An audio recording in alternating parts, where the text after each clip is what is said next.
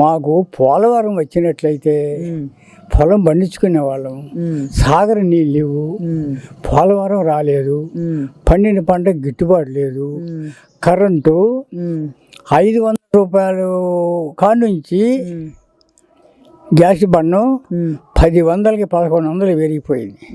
150 రూపాయలు current bill. ఇవాళ నాకు మొగుడు పిల్లం ఇద్దరు ఉంటాం మేము. 500 బిల్లు వస్తుంది. 500 బిల్లు వస్తుంది. 400 చేసకపోతే మా నెల సరిపోని సరుకులు వచ్చినాయి.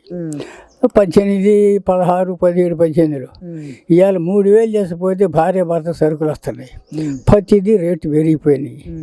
ఎక్కడ చెట్ల కింద ఉండే వాళ్ళు కూడా ఒక ఇల్లు కట్టించాల పాప. ఆయన ఎందుకు కట్టించలేదు మనకు తెలియదు. డబ్బులుండి కట్టించలేదు, డబ్బులు కట్టించలేదు.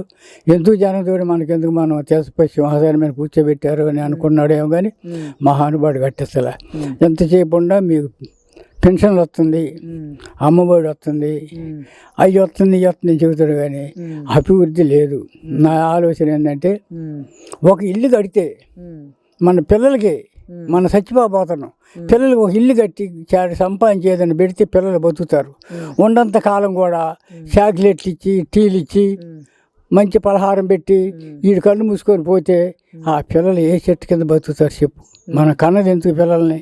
వాళ్ళకి ఏదైనా అవకాశం ఉండాలిగా. అదేవిధంగా మన తండ్రి లాంటోడు ముఖ్యమంత్రి, అందరి సౌకర్యాలు చూడాలి. ఆయన ఏమి చూడాల. ఆయన వల్ల తప్పేం కాదు. ఎందుకు మనసులో పడాల. వాళ్ళ నాన్నగారు బాగానే చూశాడు, రాజశేఖర రెడ్డి గారు బాగానే చూశాడు. అంతకుముందు ఇంకా బాగా చూశాడు ఎన్టీ రామారావు గారు. ఇంకా అంతకుముందు కాంగ్రెస్ సమానంగా చేసుకొచ్చింది. ఎవరికి తీపి చూపించకుండా, చేతి చూపించుకొచ్చింది కాంగ్రెస్. అదొక జాగ్రత్తగా చేసుకొచ్చారు వాళ్ళు, ఎవరికి నొప్పి లేకుండా. ఎన్టీ రామారావు గారు వచ్చి బట్టబయలు చేశాడు. ఎక్కడెక్కడ ఇల్లు కట్టించాడు, ఎక్కడెక్కడ కానీ అన్నీ చేసి పాలనిచ్చాడు. మరి రాజశేఖర రెడ్డి గారు కూడా వచ్చి బాగానే ఇల్లు కట్టించాడు, అన్నీ బాగానే చేశాడు ఆయన. ఏదో లోపాలు ఉంటాయి అనుకోండి. గవర్నమెంట్ కూడా ఈయన ఏమి చేయలేకపోయాడు. మరి ఎందుకు చేయలేదు? ఈయన జగన్ గారు మంచివాడు కదా అంటల్లా. ఈ చేసినట్లయితే బాగుండేది. నేను ఆ రోజు తెలుగుదేశానికి ఓటేసా, నేను కాంగ్రెస్కి ఓటు చేయలే ఇంతవరకు. ఎప్పుడు ఎదురేసేవాడిని. అంతగా ఎదురేసేదాన్ని తగ్గట్టుగా 83లోనో 82లోనో తెలుగుదేశం వచ్చింది. ఇక అక్కడే వేస్తా వదిలేసా, అక్కడే వేస్తాను ఓటు, చంద్రబాబుకి వేస్తాను. అభివృద్ధి లేదు అని నేను చెప్తున్నా. అది అందరూ చెప్తున్నారు అభివృద్ధి లేదని. బట్ సంక్షేమాలు ఇచ్చారు కదా. ఇచ్చా ఎంతో నేను చెప్పాను ఇందాక. సంక్షేమాలు ఇచ్చి ఎంత ఉపయోగం.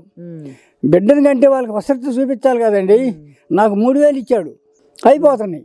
పిల్లలు ఆడవాళ్ళకి ఏమి ఇస్తున్నాడు, అయిపోతున్నాయి. ఏమి సంపాదించి ఏమి చేసుకుంటాడు? ఈ రోజున పేదవాడు సుఖంగా తన జీవనం సాగిస్తున్నాడు అంటే దానికి సంక్షేమాలే కారణం అంటున్నారు. దానికి మీరేమంటారు? అది కాదు, జీవితానికి ఉపయోగపడే ఉండాలి. ఈ సంక్షేమం ఇది ఉంటుంది. రేపు బడ్జెట్ లోటు అయింది, ఇయ్యలేకపోతాడు, ఆరోగ్యమైపోతాడు. ఏదన్నా పొలం పండాలా, రైతు గిట్టుబాటు రేటు రావాలా. బియ్యం కొనలేము, 60 రూపాయలు కేజీ, 60 రూపాయలు బియ్యం. వాళ్ళు ముఖాన్ని పెడుతున్నాం. మొగుడి పిల్లల్ని చాలు కిలో బియ్యం 2 పూటలకి.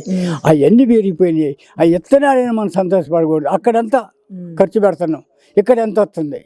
అది నేను చెప్పానే. 16, 17లో 400 చేసిపోతే భార్య భర్త కిరాయి కొట్టి సరుకులు సరిపోతున్నాయి. ఇవాళ 3000 చేసిపోతున్నా. ఈ సంక్షేమ పథకాలు ఏమైపోతున్నాయి అని చెప్తున్నాను నేను. 800, 600, 700 గ్యాస్ కడుతున్నాం. 150, 100 కట్టుకునే కరెంటు బిల్లు. 12 నెలలకి 12, 4, 48. 4800. 4800 కరెంటు మీద పోతుంది. నా 5 బండ్లు పడుతున్నాయి. 5, 6, 30. 3000 ఆడిపోతున్నాయి. చిల్లర సరుక్కి 400 తీసుకొని పోయేది నెలకి 2000 పడుతున్నాయి పైన. 12 నెలలు 24,000. అయ్యి మొత్తం ఎచ్చ వేసుకుని ఎంత అవుతుందో, ఆయన ఇచ్చేది ఎంత అవుతుందో ఎంత అవుతుందో ఆ లెక్క వేసుకొని చూసుకోవాలి. అది వాళ్ళ ఇస్తున్నాడనే మాట కరెక్టే. అట్లా ఇవ్వకూడదని నేను చెబుతున్నా. నాకు ఇవ్వటం నేను తీసుకున్నా. ఎందుకు ఇస్తున్నారు వీళ్ళు? దేశాన్ని నాశనం చేయటం కానీ ఏది లేదు. అభివృద్ధి అయింది. ఒక రోడ్డు అయ్యి పక్కా ఇల్లు కట్టించు, ఒక డ్యామ్ కట్టించు. 100 ఎకరం ఉంది మహానుభావుల దగ్గర. ఆ 100 ఎకరాన్ని పగలగొట్టు, తలారి ఎకరం ఇయ్యి, పండించుకుంటారు. బంగారాలు బతుతారు. నిన్ను ఆశించే పని లేదు. దానికి ఒక మూల సూత్రం ఒకటి ఉంది. రోజు అన్నం పెట్టడం కాదు నువ్వు చూడాల్సింది. ఇక్కడ కూర్చోబెట్టి నాకు రోజు అన్నం పెడుతున్నావు నువ్వు.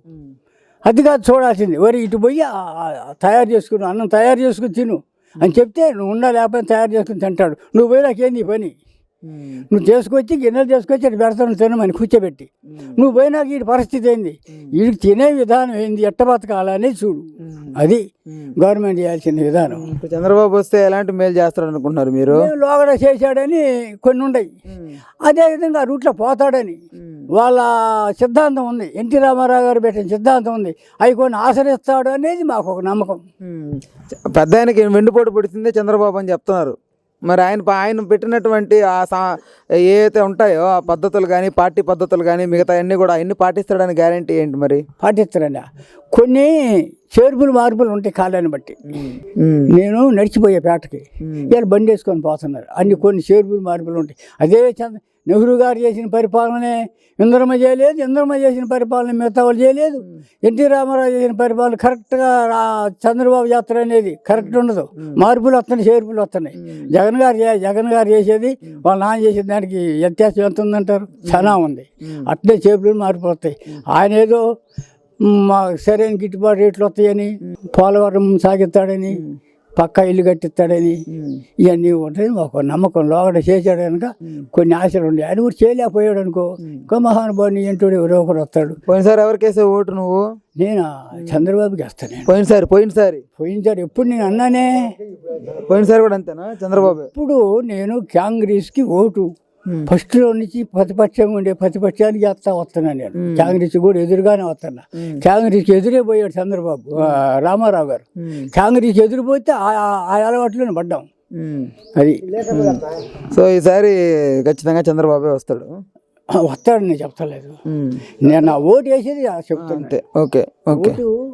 అభిమానం మారకూడదు. మనిషిలో ఏ ఆలోచన ఉందో ఆ ఆలోచనే పోవాలి, కానీ వీళ్ళు అటో ఇటో అవకాశం కాదు.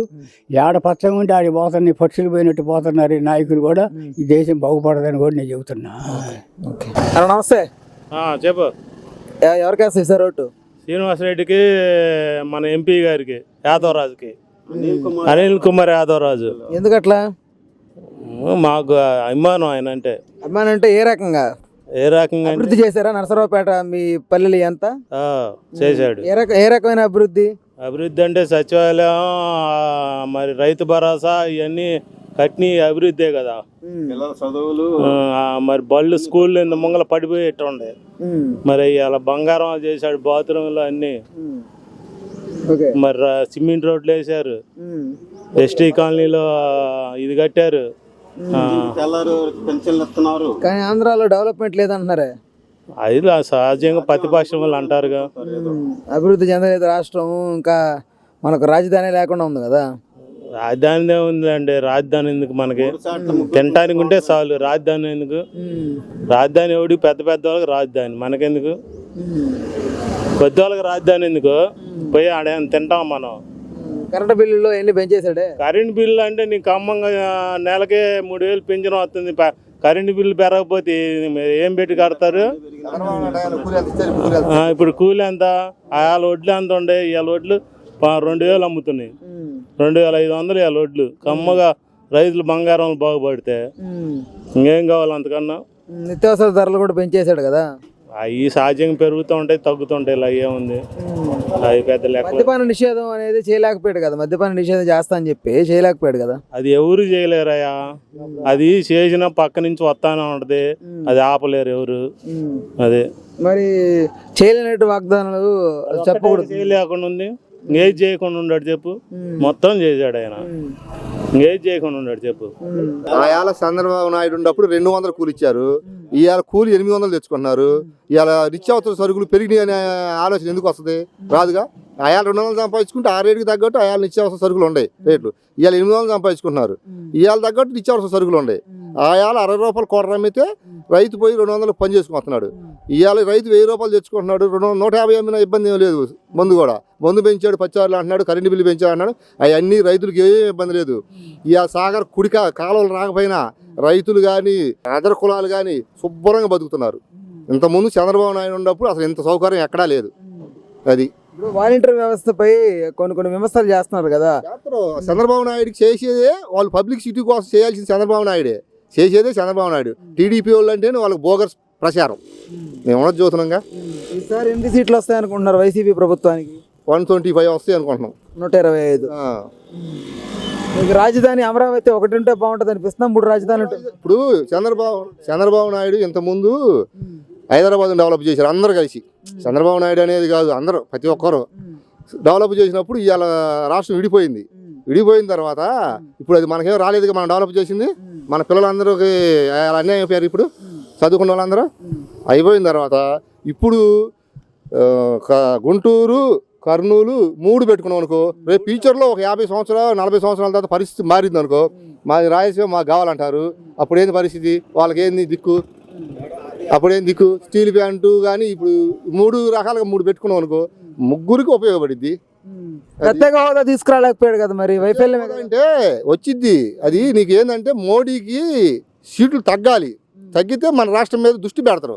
మోడీకి సీట్లు తగ్గినప్పుడు మనల్ని పట్టించుకోరుగా. ఆయనకు సరిపోయిన బలం ఉంది. మన సీట్లతో అవసరం ఉంటే ఎంపీ సీట్లతోటి ఆయనే ఇస్తారు మనల్ని పిలిచి. ఇప్పుడు షర్మిల గారు విమర్శలు చేస్తున్నారు సొంత అన్న మీదే, ఏంటి పరిస్థితి? దాన్ని ఇప్పుడు ఎన్టీఆర్ కూతురు బీజేపీలో ఉంది, ఇప్పుడు ఆమె విమర్శలు చేస్తుంది. అప్పుడు చంద్రబాబు నాయుడికి ఏదైనా వ్యతిరేకత ఉందా? ఏం లేదుగా. ఆ పార్టీయే ఆమెకి ఎంత వ్యతిరేకత ఉంటే ఈమెకి అంతే ఉంటుంది. ఏం ఇబ్బంది ఏముండదు. నమస్తే, నేను మోనిక. తెలుగు రాజ్యం ఇక ఊరూరా రాబోతోంది. దినదిన ప్రవర్ధమానమవుతున్న తెలుగు రాజ్యం ఛానల్కు 2 తెలుగు రాష్ట్రాల్లోని 42 లోక్సభ నియోజకవర్గాల నుంచి న్యూస్ కంట్రిబ్యూటర్స్గా వ్యవహరించడానికి యువతను ఆహ్వానిస్తోంది. జర్నలిజం పట్ల ఆసక్తి, కనీస సామాజిక రాజకీయ పరిజ్ఞానం, స్థానిక పరిస్థితులపై మంచి అవగాహన, స్థానిక పరిచయాలు, గౌరవప్రదమైన జీవనం ఉంటే సరికొత్త సామాజిక విప్లవంలో మీరు కూడా భాగస్వాములు కావచ్చు. మీ అంతరంగాన్ని ఆవిష్కరించవచ్చు. ప్రతి లోక్సభ నియోజకవర్గ పరిధిలో 2కి అవకాశం ఉంటుంది. 30 నుంచి 35 ఏళ్ల మధ్య వయస్కులై జర్నలిజం పట్ల అభిరుచి, ఆసక్తి కలిగిన యువతి యువకులు తమ వివరాలు, జీవన విధానం, ఆసక్తి గల ప్రాంతం, పాస్పోర్ట్ ఫోటోతో కలిపి ఈ దిగువన నంబర్కు వాట్సాప్ చేయొచ్చు. నంబర్ 8125150555.